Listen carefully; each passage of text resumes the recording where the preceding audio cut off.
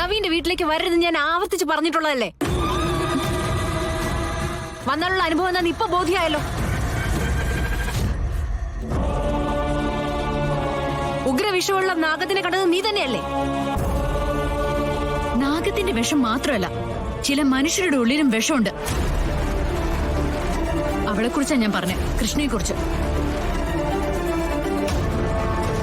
എന്താ അവളുടെ നമ്മുടെ മുന്നിലുള്ള വിനയം? എങ്ങനെയാ നവീന്റെ അടുത്ത് നിൽക്കുന്നേ? നവീൻ പരപുരുഷനല്ലേ? നാട്ടിൻപുറത്തെ ശുദ്ധഗതിക്കാരിയുടെ ചോദ്യങ്ങളൊക്കെ മമ്മി കേട്ടിരുന്നതല്ലേ? പക്ഷേ അതിന്ന് ഞാൻ നേരിട്ട് കണ്ടു എങ്ങനെയാ നിൽക്കുന്നതെന്നും പെരുമാറുന്നതെന്നും. കൃഷ്ണ അവിടെ നിൽക്കുന്നത് നവീന്റെ വേലക്കാരിയായിട്ടല്ല, ഭാര്യയായിട്ടാണ്.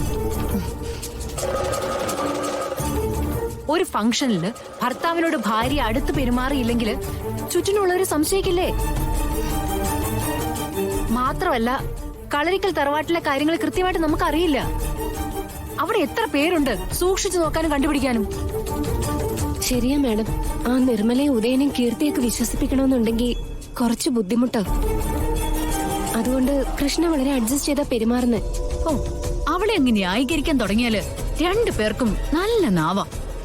കൊള്ളാം. സത്യം പറഞ്ഞു കഴിഞ്ഞാ മമ്മിയുടെ വയറ്റിൽ ഞാൻ ജനിക്കേണ്ടിയിരുന്നില്ല. അവളെ പോലെ ഏതെങ്കിലും തെരുവിൽ ചെന്ന് കിടന്നിരുന്നെങ്കിൽ എടുത്തുകൊണ്ടുവന്ന് കൂടെ നിർത്തി സ്നേഹിക്കുമായിരുന്നല്ലോ.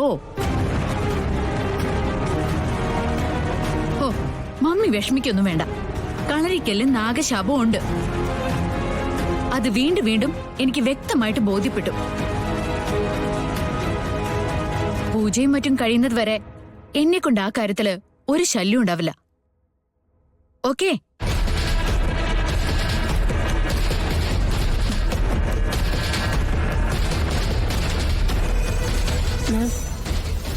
കൃഷ്ണയുടെ അമ്മയുടെ വരവ് മാമിനെ വല്ലാതെ അലട്ടുന്നുണ്ടല്ലേ?